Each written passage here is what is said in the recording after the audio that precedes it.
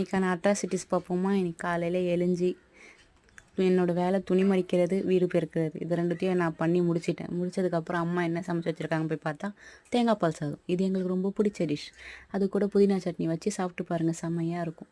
ஒரு வாட்டி ட்ரை பண்ணுங்கள். இதெல்லாம் முடிச்சுட்டு நேற்று நைட்டு பாப்பாங்கள்லாம் ஒரு ஃபேன் மாதிரி ஒன்று இருக்கும்.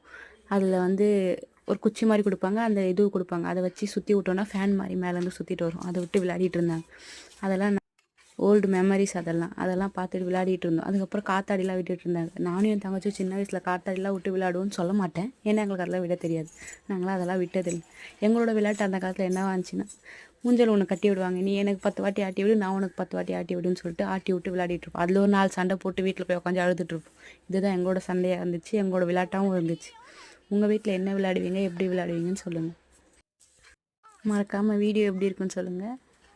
சப்ஸ்கிரைபும் பண்ணிட்டு போயிடுங்க. பாய்.